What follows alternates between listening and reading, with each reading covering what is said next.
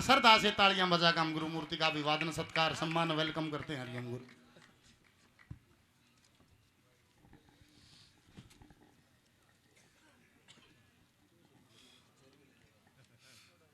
अखंड मंडलाकारं व्याप्तं येन चराचरं तत्पदं दर्शितं येन तस्मै श्री गुरुवे नमः। सीताराम चरण रति मोरे अनुदिन बढ़हु अनुग्रह तोरे। जेहि विधिनाथ होए हित मोरा, जेहि विधिनाथ होए हित मोरा। करहूँ सुबेगी दास में तोरा। श्री राम जय राम जय जय राम। सारे बोलो श्री राम जय राम जय जय राम। श्री राम जय राम जय जय राम। श्री राम जय राम। बोलो जोर से बोलो। श्री राम जय राम जय जय राम। ये नीचे वाले बोले ना, ये फुर्सत में ठाली बैठे हैं। बोलो भाई, 2 घंटे से प्रेम से सुन रहे हो। अब सब बोलो सारे। श्री राम जय जय राम। बोलो सारे। श्री राम जय जय राम। जब मंच पे साज हो तो फिर नीचे वाले बस टकटकी लगा के सुनते रहते हैं, और यहाँ ध्यान है नहीं है इस बात की कोई गारंटी नहीं है। तो मंचासीन संत मूर्तियां भी भोजन करने गई हैं, और ये जो पाठशाला विकास पासोरिया जी ने शुरू की है और इसकी सारी टीम, और इस मंच से इस समय में हरियाणा के जो लोक गायकी के गीत हैं और उस प्राचीन परंपरा को जीवित करना, जो परंपरा हरियाणा में बाबा लक्ष्मी चंद और उसके बाद के जो गायक हुए, तो वो धीरे धीरे करके धूमिल हुई है। हरियाणा में लोक कलाकारों की कमी नहीं है, लेकिन इस समय में विकास पासोरिया जी, कल मैं पिंजौर में था तो वहाँ विकास अत्री आया हुआ था। तो इस समय में हरियाणा की ये जो लोक गायकी है, और ये लोक गायकी अध्यात्म से भरी हुई है। जो पहला भजन जो है विकास जी ने गाया, तो उस पहले भजन में निराकार की चर्चा की है, साकार की चर्चा की है, और एक बहुत बड़ी जो चर्चा की है। अब यहाँ जो माताएं बैठी हैं, तो माताएं बड़ी कम संख्या में बैठी हैं, क्योंकि हमारे यहाँ हरियाणा में ये जब लोक संगीत चलते हैं तो आदमी ज़्यादा रहते हैं और माताएं कम हैं। लेकिन इस सार रूप में इस मूल को समझना, और मूल को समझने के लिए अगर यहाँ आज ज़्यादा संख्या में माताएं होती तो निश्चित रूप से आज का ये जो कार्यक्रम है इनको आ जाने दो।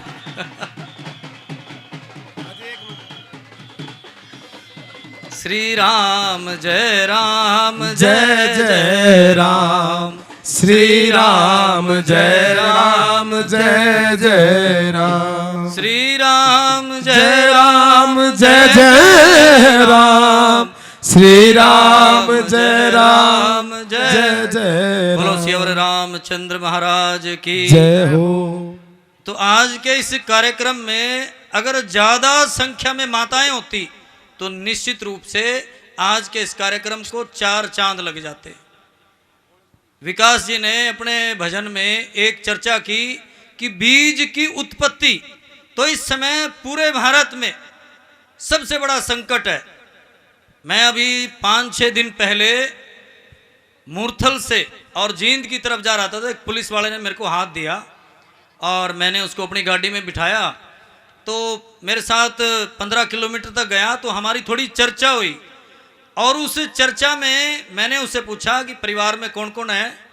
तो उसने कहा कि गुरुजी एक बेटी है 3.5 साल की 4 साल की, लेकिन फोन के कारण मेंटली डिस्टर्ब हो गई है।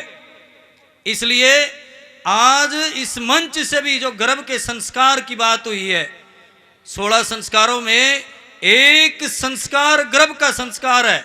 इसलिए अगर इस गर्भ के संस्कार को जीवित रखना चाहते हो तो जो माता गर्भ से है, 9 महीने बेटा बेटी गर्भ में पलते हैं, लेकिन 24 घंटे मां के हाथ में फोन है, तो निश्चित मान के चलो अगर उस फोन को देखते हुए सुनते हुए मां गर्भ धारण कर रही है और बच्चा जन्म लेता है, तो फिर सलमान खान जैसे गुंडे ही पैदा होने हैं। ये ध्यान रखना इस बात का। इसलिए यहां जो पुरुष बैठे हैं और जो माताएं आई हैं, तो वो माताएं इस मंच की बात आज दूर तक, आपको कोई बात अगर पहुंचानी हो, अगर कोई हल्की बात हो, तो क्षण भर में वो पूरे गांव में पहुंच जाती है। और किसी आदमी से पूछें कि कैसे गई है, कि यार मैंने तो नहीं बताई, ओ फलाने की बहू ने बताई होगी, तो फिर वो पूरे गांव में पहुंच जाती है। इसलिए आज इस मंच से जो जो अच्छी बातें हो रही हैं, वो सारी बातें पूरे गांव में और इस क्षेत्र में जितने भी गांव के लोग आए हैं वहां तक जानी चाहिए। क्योंकि गर्भ का ये जो संस्कार है, गर्भ के संस्कार में बड़े बड़े महावीर पैदा हुए हैं।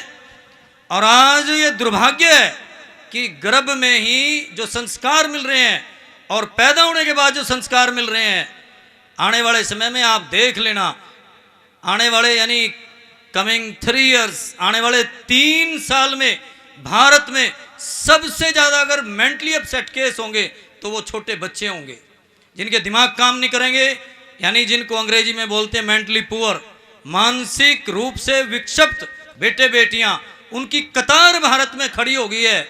और दुनिया की राष्ट्र विरोधी ताकतें यही चाहती हैं कि भारत में बेटे बेटियां नपुंसक पैदा हों। आज पूरी दुनिया भर में सबकी निगाहें भारत की तरफ हैं।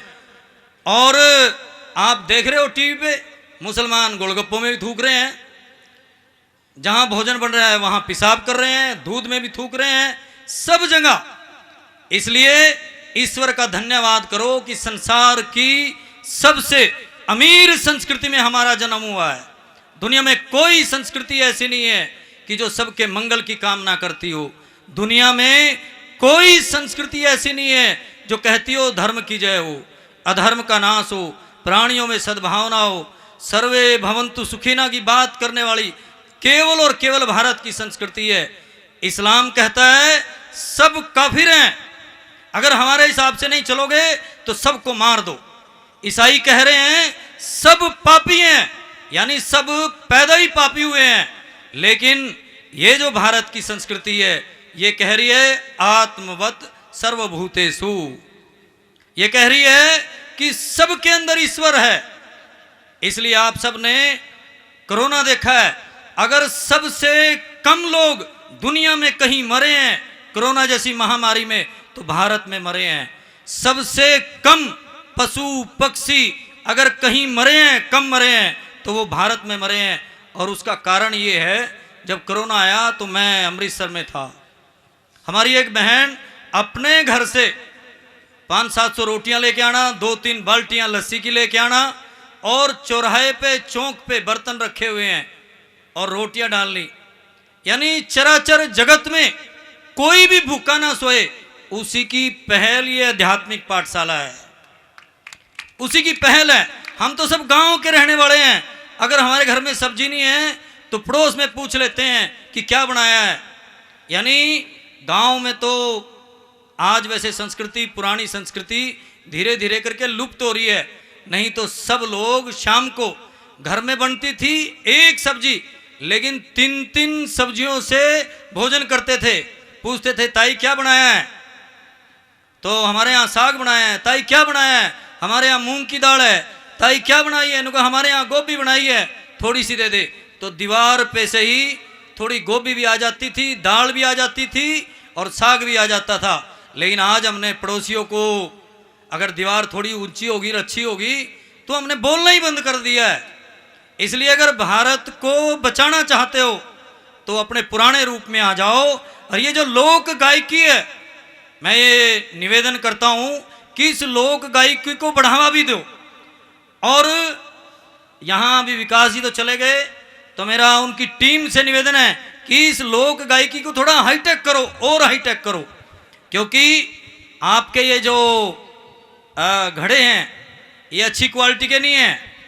इसलिए जब घड़े ही बजाने हैं तो योजना से अच्छे घड़े बनवाओ जिनकी आवाज़ टाली की तरह बजे। इसलिए इसको इस समय में पूरे भारत में इस समय इस बात को लेकर चिंता हो रही है कि ये जो भारत का कल्चर इस समय में खड़े होने लग रहा है, कहीं इस कल्चर के कारण शहर की आबो हवा गांव में आ गई है। कभी गांव की लड़की भागती हुई नहीं सुनी है किसी के साथ, लेकिन आज घटनाएं घटने लगी हैं। और उसका सबसे बड़ा कारण टीवी है, फोन है। एक उंगली दबाओ, हजारों ऐसी वीडियो आ जाती हैं जिनको पति पत्नी बैठ के इकट्ठा नहीं देख सकते, और हमने छोटे छोटे बच्चों के हाथ में फोन दे दिया है और हमें अपेक्षा कर रहे हैं। इसलिए भले ही वो अफसर बन जाए, भले ही वो बहुत बड़ा धनवान बन जाए, अगर चरित्र अच्छा नहीं है तो उसकी समाज में कोई कीमत नहीं है। और भारत की ताकत चरित्र से है, ये हमेशा ध्यान रखो। भारत की ताकत चरित्र से है, इसलिए अच्छा चरित्र निर्माण हो, उसके लिए सब ताकत लगाओ। धन तो हमारे यहाँ तो ऐसा कहते थे कि अगर परिवार में संयम है और परिवार अच्छा है तो 100 रुपये में भी गुजारा चल जाता है, और परिवार अच्छा नहीं है तो करोड़ों रुपए भी बेकार हैं। वो शराब पीते हुए, नशा करते हुए कैसे सारे खत्म हो जाते हैं।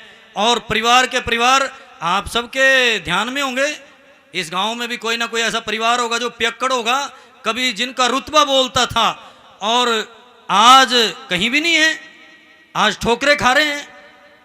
इसलिए इस समय में सब मिलकर विचार करो कि नई पीढ़ी के सामने कैसा संगीत जाए, नई पीढ़ी के सामने हम सब ऐसा क्या क्या करें कि जिसके करने से आने वाली पीढ़ी भारत का भविष्य बन जाए। तो इस समय संतों ने कुछ बातें विचार की हैं, आपके सामने बहुत संक्षेप में रख रहा हूं, जो हमारे यहां पहले होती थी और ना चाहोगे तो भी आना पड़ेगा वहां। पहली बात, रात को सब इकट्ठे बैठना शुरू करो, दादा दादी के पास बैठना शुरू करो। और कई जो नई माताएं हैं, यानी नई जो बेटियां बहू बन के आई हैं, तो उनको लगने लगा है कि भाई जो घर में बेटा बेटी पैदा हुए हैं, अगर रात को 2 घंटे दादा दादी के पास बैठेगा तो इसकी पढ़ाई वेस्ट हो जाएगी। मैं आपके सामने खड़ा हूँ, संत अपने बारे में बताते नहीं हैं, मैं हर क्लास का टॉपर हूँ, और उसका सबसे बड़ा कारण यही है मेरे दादा दादी। मेरे दादा दादी सबसे बड़ा कारण मेरे दादा दादी हैं। इसलिए निरपेक्ष भाव से अगर थोड़ा नुकसान भी हो जाएगा लेकिन अच्छे संस्कार मिलेंगे। अच्छे संस्कारों के लिए रात को बैठना शुरू करो, और सारी नई बहुएं पक्का करो कि रात को आधा घंटा घंटे भर मेरे बेटे बेटियां दादा दादी के साथ बैठेंगे, थोड़ी गप मारेंगे। रात को इकट्ठे बैठना शुरू करो, इकट्ठे भोजन करना शुरू करो। जब रसोई में भोजन बने, अगर सास ने डांट दिया तो थोड़ा रुक के जाओ रसोई में। अगर आप क्रोध में, गुस्से में रसोई में जा रहे हो तो वो भोजन प्रसाद नहीं है, जहर बन जाएगा, वो जहर बन जाएगा। इसलिए ठंडे मन से, आनंद के साथ और खुशी के साथ रसोई में घुसो। अगर अच्छे मन से रसोई में घुसोगे और उस भोजन से अमृत निर्माण होगा। अगर क्रोध में रसोई में घुसोगे तो वो भोजन बनाया ना बनाया बराबर ही है। और जब आप रसोई में भोजन तैयार कर रहे हो तो फोन बंद कर दो, कोई भजन गाओ, रामचरितमानस की कोई चौपाई बोलो, गीता के कोई श्लोक बोलो। और रामचरितमानस में बालकांड में एक चौपाई आती है कि प्रात काल उठी रघुनाथा, मात पिता गुरु नावई माथा। जब सुबह उठ के भगवान अपने माँ पिताजी गुरु को प्रणाम कर रहे हैं तो हमारे यहाँ बच्चों को क्या दिक्कत आ रही है। इसलिए अब ये जगह जगह प्रश्न आ रहे हैं कि जी हमारा बच्चा तो बिगड़ गया, हमारा बच्चा तो किसी लायक ही नहीं है। लेकिन जिनके बच्चे बिगड़ने लग रहे हैं वो अपने माँ बापों की तरफ देखें, और उनके माँ बाप क्या सुबह उठ के अपने माँ पिताजी के पांव छूते हैं। इसलिए इस समय में आप सब ये विचार करो कि जिनके बच्चे बिगड़ने लग रहे हैं तो उनके माँ बाप कैसे हैं। अगर किसी के बच्चे को गुस्सा आता है तो इसका मतलब उसकी माँ गुस्सा करती है, उसके पिताजी गुस्सा करते हैं। और शास्त्र कह रहे हैं, बस 1 मिनट में बात समाप्त विकास जी। तो शास्त्र कह रहे हैं कि, और हमारे यहाँ गांव में कहावत भी है कि भाई माँ पे धी पिता पे घोड़ा, ज़्यादा नहीं तो थोड़ा थोड़ा। और पुराने बुजुर्ग कहते थे कि अगर बच्चों के सामने लड़ाई करोगे तो आप उनका भविष्य समाप्त करने लग रहे हो। इसलिए पुराने लोग कहते थे कि अगर गुस्सा आ जाए, क्रोध आ जाए तो एक कोने में जाके लड़ लो। लेकिन आज खान पान ऐसे हो गए हैं, और हरियाणा की संस्कृति कहती है, हरियाणा की संस्कृति को ऐसे नहीं कहा है कि देशों में देश हरियाणा। हरियाणा की संस्कृति कहती है कि जैसा खाओ अन्न वैसा होए मन, जैसा पिए पानी वैसी बोले वाणी, और जैसी संगत वैसी शोभा। इसलिए इन सब बातों का विचार करो। और जो नए बेटे बेटियां हैं, नए पति पत्नी हैं, सुबह उठ के अपने सास ससुर जेठ जिठानी इनके पांव छुओ, तो ये आने वाली पीढ़ी देख के बदले। और 3 साल से लेके 12 साल तक की ये जो उम्र है, ये उम्र अगर ये बेस आप सब ने अच्छा तैयार कर दिया तो आने वाली पीढ़ी भारत की अच्छी होगी। ये जो मंच है, इस मंच को ताकत देने के लिए आर्थिक सहयोग तो करना ही है, क्योंकि उसके बिना गाड़ी चलती नहीं है। आप कल्पना करो, आप यहाँ आए हो और आपको बैठने की जगह ना मिले, रोटी ना मिले, तो आप विकास जी को गालियाँ दोगे, कहोगे बड़ा गायक बना फिरता है, पल्ले कुछ है नहीं, रोटी खिला नहीं सकता। इसलिए खुल के दान भी दो। और इस लोक गायकी को मजबूत करने के लिए हम सबको भारत का मूल जो चरित्र है, मूल चरित्र जिसकी चर्चा पहले भजन में हुई है, गर्भ संस्कार, इसको इतना मजबूत करो। जो माताएं गर्भ में हैं तो आडे टेढ़े भजन, आडे टेढ़े फिल्मी गीत ना सुने, आडे टेढ़े आचरण वाली वीडियो ना देखे, नहीं तो भारत के पतन को दुनिया की कोई ताकत नहीं रोक सकती। गर्भ का संस्कार ऐसा है जो भारत को विश्व गुरु बनाएगा। इसलिए सब मातृशक्ति के चरणों में प्रणाम करता हुआ इस मंच से जो जो अच्छी बातें हो रही हैं, उन सब अच्छी बातों को हम अपने गांव में, मोहल्लों में, परिवार में उनका अनुसरण करेंगे। इतना कह के मैं अपनी बात पूरी करता हूँ। धर्म की, अधर्म का, प्राणियों में विश्व का, गौ माता की, अपने अपने गुरु महाराज की, अपने अपने माता पिता की, आज के आनंद की जय करे वीर बजरंगी। सबको राम राम के चरणों में नमन प्रणाम। बहुत अच्छा अपने मुखारविंद से आशीर्वाद दिया। और महाराज जी, और मेरा गांव मेरा तीर्थ समिति, विवेक जी, मेरा गांव मेरा तीर्थ समिति और विज्ञानानंद महाराज जी, आप मंच पे आ जाओ। आपका सम्मान स्मृति चिन्ह कमेटी की तरफ से कार्यक्रम के अध्यक्ष सुशील यादव जी, राजपाल जी और डीएसपी साहब आपका सम्मान करेंगे। वहीं उस साइड आ जाओ जी। संजीव आ जाओ भाई, 1 मिनट। मेरा गांव मेरा तीर्थ समिति, जिनका सदैव संत का सानिध्य रहता है, बाबा कालेनाथ, बाबा कलीनाथ, बाबा कमलनाथ, और के था संजीव बुधनाथ, बाबा बुधनाथ। मतलब हर संत, चारों तरफ संतों के आश्रम है। ये समिति हर संत की सेवा में मिलती है। और आज भी आए हैं तो संत नगर लेके आए हैं। इसी का बोला, जैसे दादा कैसे गुरु की सेवा, ईश्वर भक्ति, ज्ञान की माला गल में, साधु की संगत, अतिथि सेवा, दया राखनी दिल में, तत्व ज्ञान से दिल के दाग दो, ज्ञान गंग के जल में, और लगा समाधि दादा तुरिया पद गिरागा सूझ पल में। तो मेरा गांव मेरा तीर्थ समिति का और गुरुमूर्ति का हृदय से धन्यवाद। एक बार जोरदार तालियां। और बीएस यादव जी, बीएस यादव